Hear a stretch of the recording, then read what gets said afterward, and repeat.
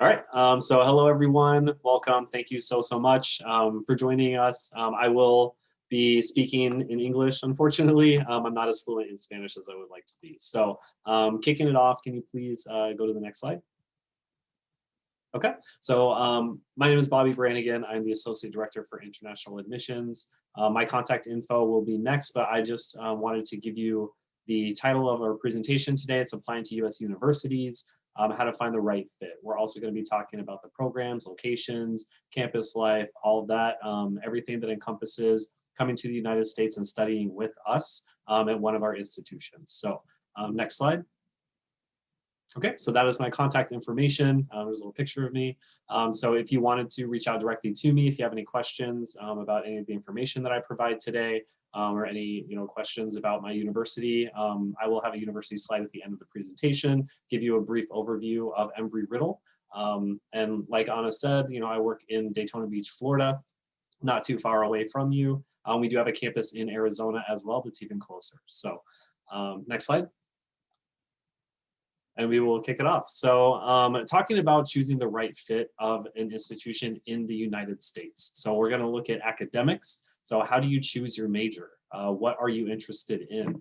What is a major, right? So how do you choose what you want to study? In terms of location, we're going to kind of figure out where do you want to study? What is important to you in the location of where you're going to be for the next 4 years. If it's a community college, 2 years, and then continuing on to your bachelor degree. The value. So what is the value that the institution is able to provide to you? The same as what value are you able to provide to the institution? So we're always looking for students that are able and willing to give back to their community, to their campus. And that kind of starts with, what have you been doing in high school? What have you been doing growing up and wherever you're from? What are you able to bring with you? In terms of campus life, we're going to be talking about, what do you look for in a campus life? What is a campus life? So there could be clubs and organizations. There could be all different types of things, resident housing, where to eat, where to practice your faith. So that's a lot of campus life in the United States. In terms of culture, is the campus diverse? Are there different cultures that are apparent in the university? Is there a specific part of the United States that may have a better culture that maybe you're more accustomed to or want to be around? In terms of selectivity, how are the institutions being selective? How are they choosing who they are able to admit to their university? How are they choosing what you need to submit? Excuse me. In terms of maybe test results, maybe a minimum GPA requirement, those types of things. And then support. So how can the campus support you? So many institutions in the United States, if not all of them, provide support beyond just academics. So you need health and wellness. You need fitness. You need specific, maybe if you have a specific meal plan, if you're a vegan, if you're a vegetarian, those types of things. The other support could be emotional support, counseling, faith and spirituality. So the types of support that US institutions are able to provide to you is kind of what you should be looking for as well. So next slide, please. All right, so diving into choosing the program. So the major is your primary study. So that is what you're going to choose to study at the institution. A minor is a specialization. So you could declare a minor. Some degree programs don't require a minor, but if you wanted to study something outside of your major, you're able to do that as well. It's not going to be as intense. It might just be a couple of classes. However, if you're majoring, say, in engineering and you want to minor in business or art or anything like that, you're able to do that. That way, you can still learn about other subject areas than just the specific major. Area of concentration. So that could be a part of the major. So for example, in my institution, we have the major of aerospace engineering. Specializations include astronautics, aeronautics, or propulsion systems. So it just kind of depends on where you're going to focus in that broader spectrum of the major in terms of the specialization or area and concentration. You could double major. So that means that you want to learn about space, and then you also want to learn about business. You're able to double major. So that is usually something that you're able to do and declare once you get to the United States. Many institutions are not able to approve a double major until you've begun one of your majors, and then you're able to add that on later. So it could be a little bit more time for you to complete the requirements of each major. However, when you graduate, you will have two distinctive diplomas, two different degree programs that you have graduated with. One quick fact, did you know that many students will switch their major at least one time during studies? So although you think, oh, I really want to go and be a nurse, so I want to go into health, once you get there and in the program, maybe that's not exactly what you thought it might be. So then you decide to switch. So that is definitely something you're able to do at US institutions. That's something that I definitely did as well.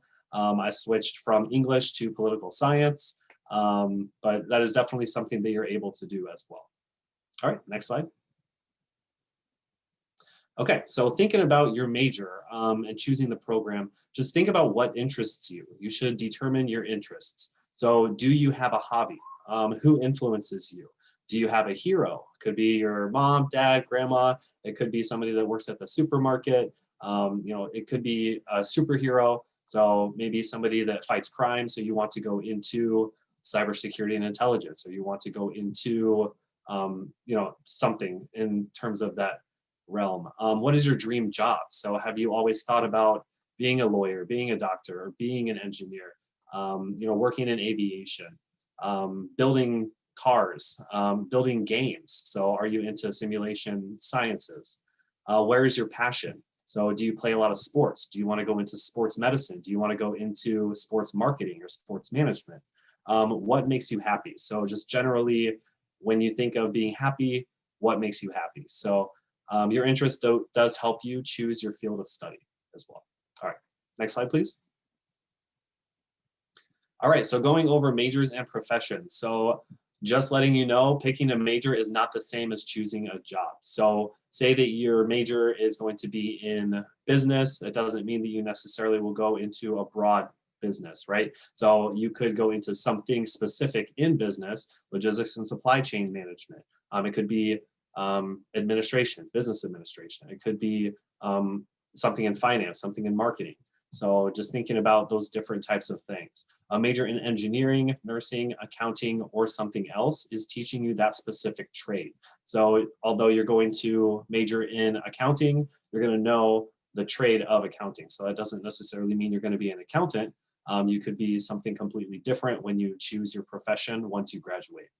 Most majors prepare you for many different career paths. So as I was saying, and here's a degree, or an example, a degree in business might lead to accounting or finance, could be management, marketing, business analytics, and more. So many majors will prepare you for those broad range of positions and jobs, career paths. And during your time at the institutions that you attend, you're able to go through internships and co-op opportunities to kind of learn a little bit more about those, and maybe choose a specific area that you're interested in that broader area of your major. Next slide. All right, so choosing a location. Geographical locations vary in the United States. As you know, we have 50 states, plus Puerto Rico is 51.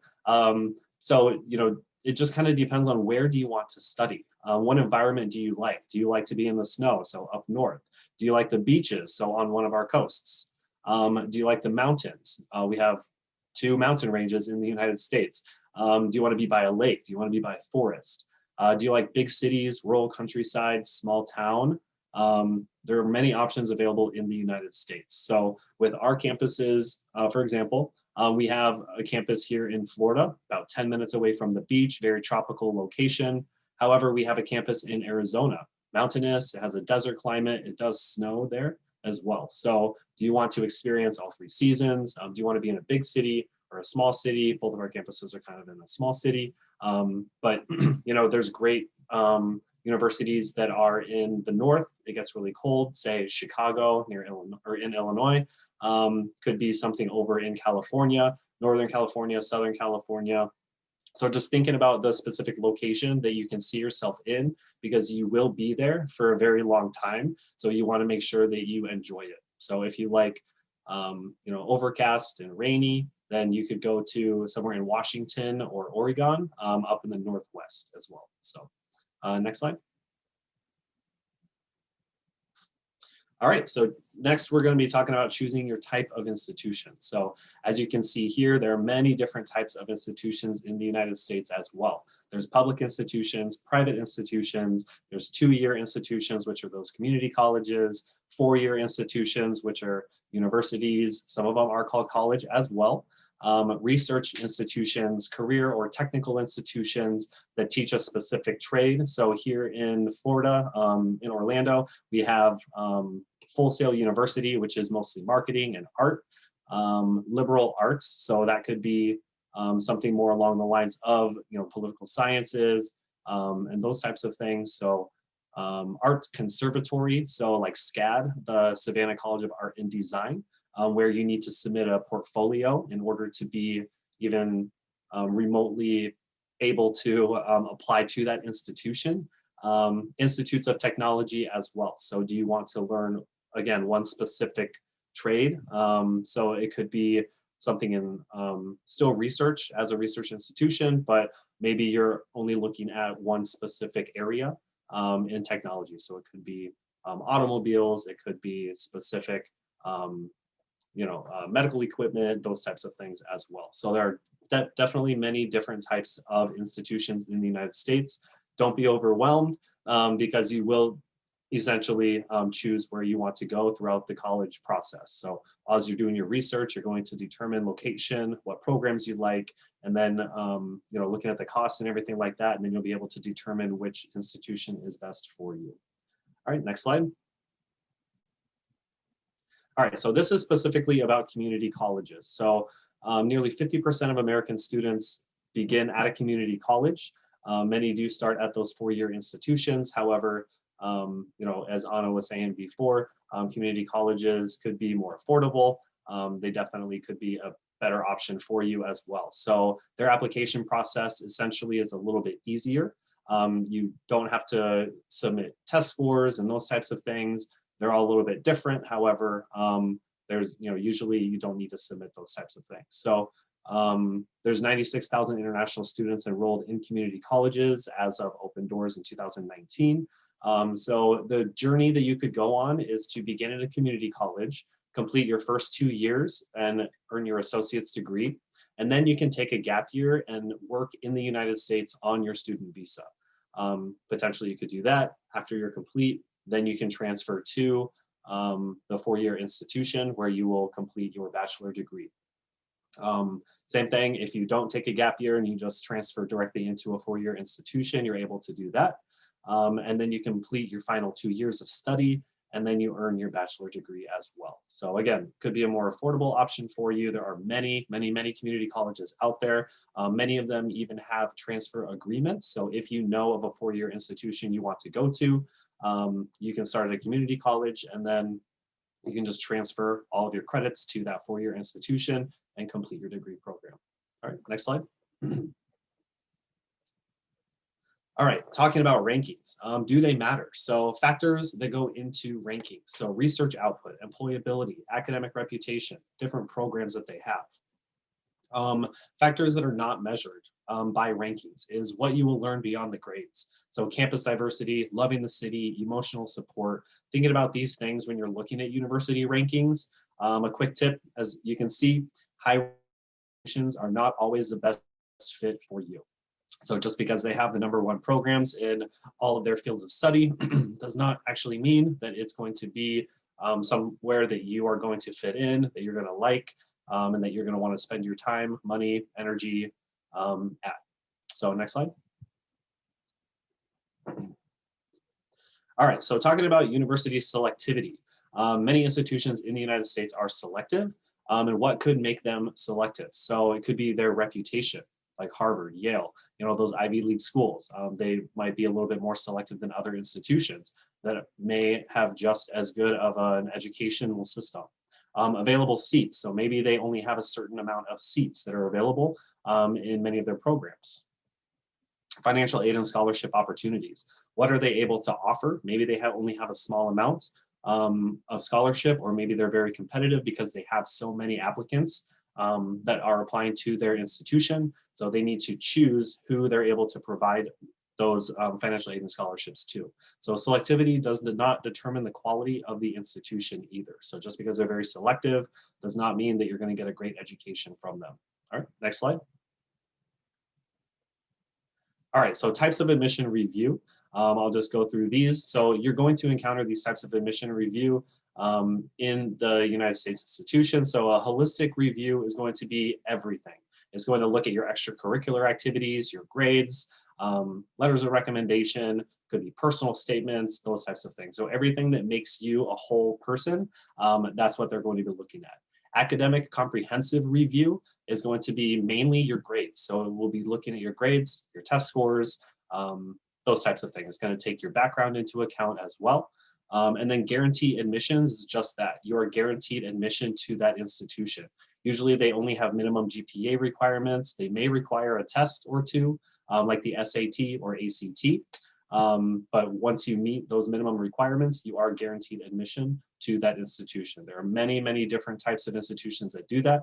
A lot of community colleges, but both public and private institutions as well. Next slide. All right, so talking about campus resources. So what is available at the resources or at the campus in terms of resources? Health and wellness centers, labs, the library, food selection, fitness center, faith and spirituality center. So thinking about what type of resources you're looking for when you're trying to choose your institution, what they're able to offer you. Maybe not all institutions they have on-campus housing. Maybe not all institutions have a great fitness center on campus if that's what you're really interested in. So just kind of do research on institutions as well, what's available in the US, and then they'll be able to help you out with that. Next slide. All right, so going into student organizations. So institutions in the US have many, many student organizations. My institution specifically, we have over 300 on each one of our campuses. So we definitely keep our students involved. And there's pretty much anything that you're interested in, you can find to do. So different types of student organizations include campus service, could be cultural organizations, Greek life, so sororities and fraternities, honorary, could be military, professional, so specifically like engineering or those types of things, recreational. So it could be Frisbee on the beach as my students are playing right here. It could be skydiving, it could be chess, it could be, anything like that. Religious as well. So there's different types of religious organizations, and then there's special interests too. So did you know the students who get involved on campus have higher rates of retention and graduation, as well as higher GPAs? So that means that they're more successful, they're more willing to stay at that institution for their entire 4 years instead of transferring out, and they're able to graduate and be happy. All right, next slide. All right, so in terms of student housing, excuse me, my allergies are really bad today. So in terms of student housing on campuses in the US, many, four-year institutions have student housing. Some of it's guaranteed, some of it is optional, some of it is required, and some of it is not. So many community colleges do not have resident housing available. So just thinking about that as well, you would live off campus. So you would have to think about those additional costs with utilities, rent, transportation, those types of things. In terms of the living on campus in the resident housing, roommate choice, resident hall choice, type of room. So it could be a 4-person suite. It could be an 8-person suite with 2 people per room. It could be, shared restrooms. It could be shared living space, shared kitchens. So it just kind of depends on what their specific process is in terms of getting the students to live on campus. So it could be inclusive communities as well. Which means it could be all the honors program students are going to be housed kind of together. All the athletes might be housed together. So of course they're going to be intermingled with other people. However, that could help because they have the same classes, they have the same interests. So that could be a type of living and learning community, as they would call them as well. Specific study rooms. So maybe your dorm room is very, very loud. You have a lot of people in there, whatever that might be. There are dedicated study rooms pretty much in any university housing anywhere that you're able to go into, stay quiet and be able to study. The amenities, which could be the gym, it could be the food, it could be anything like that. Key card access and 24/7 security. So just know that if you do live in university housing, usually it's very, very secure. Not anybody from the street can just walk in. Nobody that does not live in that dorm building is able to go in as well. And you also have special keys for your own room. Resident aid positions allow for free housing as well. So it's going to be somebody that lives on your dorm floor. They're going to hold meetings. They're going to make sure that everybody's getting along. Anything that you have a question about or concern, you will go to that resident aid. Students in the United States are able to do this. It's actually only students, really. So you're able to be a resident aid, and then you get free housing as well as a single room, which is pretty cool. Next slide. All right, and then this, I believe, is my last slide before my institutional slide. All right, so now that you have kind of thought about selecting a university and why study in the United States, now you need to apply, right? So as Anna said as well, when you're applying, apply broadly. So if you're applying to a reach school, also apply to other schools that meet your competitive academic profile. So what would a reach school be? It would be like a Harvard, a Yale, one of those very selective institutions that maybe require a very high amount of GPA. Maybe they have a wait list. Maybe they have really competitive programs, whatever that may be. So you can apply to those schools, definitely. Obviously, students are able to get into them, but just think about having backups as well. So why? Financial aid and scholarship competitiveness. If you need a lot of financial aid, then maybe make sure that you apply to an institution that will be able to provide you with a good amount of financial aid.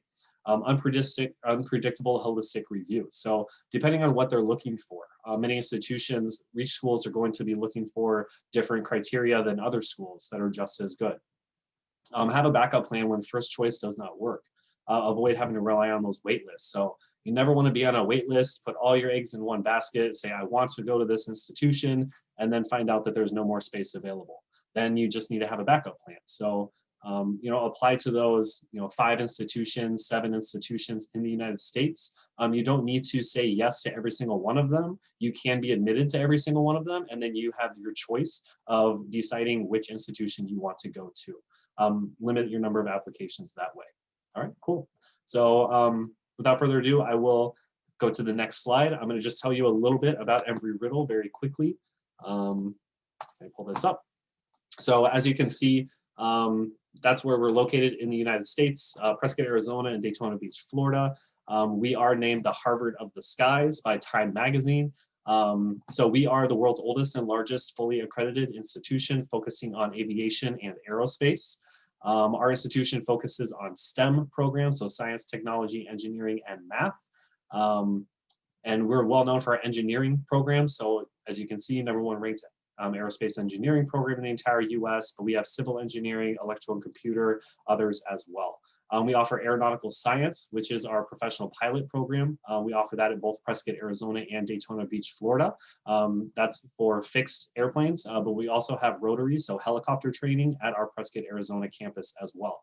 We do have over 100 instructional aircraft for that as well, which is pretty cool. We have a College of Security and Intelligence, so if you're interested in homeland security, ethical hacking, those are definitely things that you're able to learn. And then we do have business programs too. So we have over 80 degree programs. We offer 1 2-year associate degree program, and then we have bachelor degrees, which are the 4 years, and then the master's degrees and the PhD as well.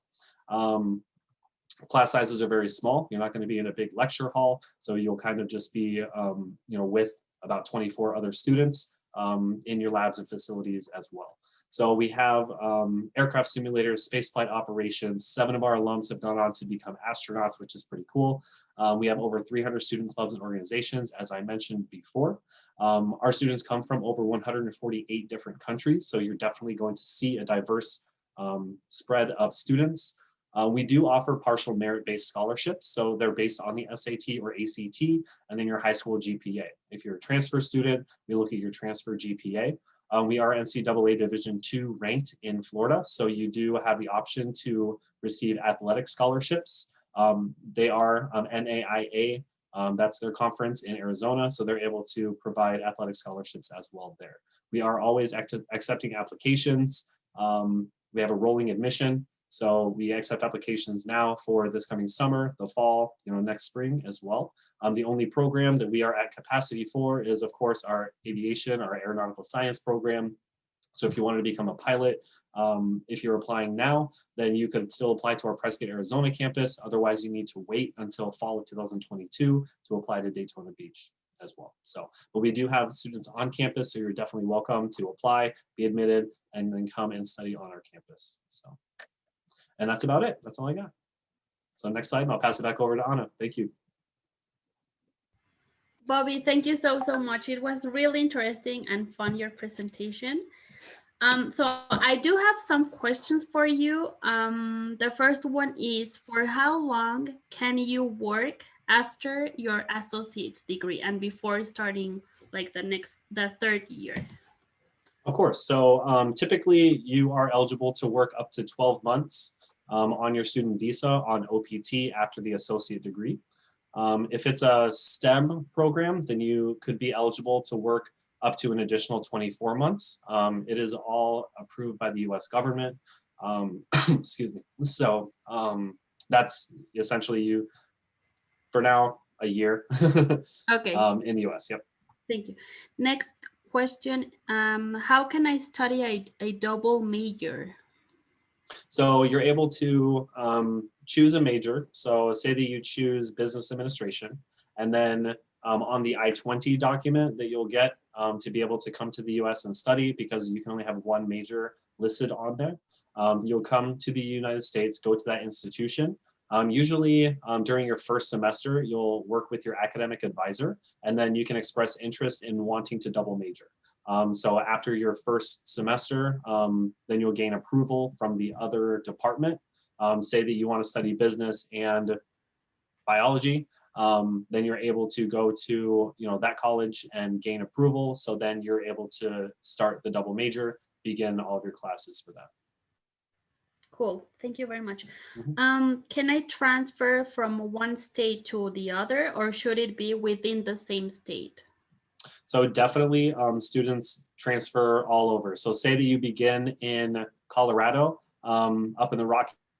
So you begin at, say, University of Colorado, and you're really not feeling the snow. You really want to go to somewhere tropical. So then you decide that you want to transfer to Southern California. You're definitely able to do that. Cool. Okay. Yeah. And then somebody's asking if in Florida, is there any like specific scholarship for Mexicans? So there's the scholarships are going to be institutional specific. So each institution might have a scholarship for Mexicans specifically. There could be a scholarship specifically for gender. It could be, kind of anything. So that's definitely institutional, and that's everywhere. So not just here in Florida, that could be anywhere in the United States. You would just have to reach out to that institution. The counselors are your friend. We're definitely here to answer those questions. But if you're asking specifically for Embry Riddle, we don't have a specific Mexican scholarship, but we do offer those merit scholarships for all students. Thank you very much. And so they are also asking if you would be willing to help them with their application process. Of course. So I'm able to help with Embry Riddle's application process. Unfortunately, I'm not able to help with any other institution. Many institutions in the United States use what's called the Common App. So that's just an application that you're able to work with Education USA on. They're able to help you out with that. You'll gather all your materials, and then you'll be able to send that to the specific institutions that accept that. For our application process, that's definitely what I'm here for, helping you every step of the way in terms of how to submit your application, how to submit your documents when you get admitted, and then next steps after admission. Yes, sí, gracias. Sí, chicos, Bobby Brannigan les podría ayudar si ustedes quieren aplicar o hacer su proceso de admisión a la universidad específica de Embry, Riddle, Aeronautical University. En caso de que quieran aplicar a otras universidades, acérquense con los asesores de Education USA. Creo que por ahí la última diapositiva, Jorge, es el contact information. Sí. Agradecemos mucho su presencia.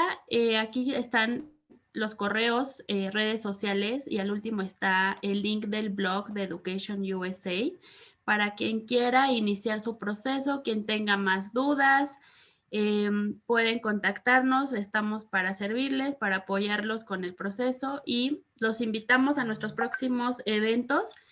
Este jueves, pasado mañana a las 5 de la tarde, mi compañera Mabel Martínez de Guadalajara impartirá la plática sobre cómo realizar estudios de posgrado en Estados Unidos, y en conjunto con la Universidad de Southern California hablará sobre cómo es el proceso de admisión para los posgrados.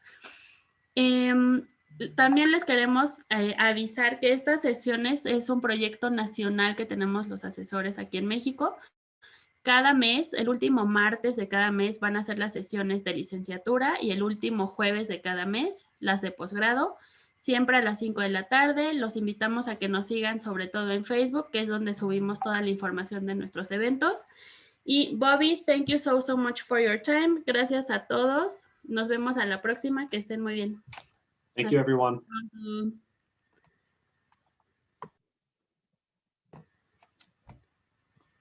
Bobby, can you give us just a couple of minutes so we course. can...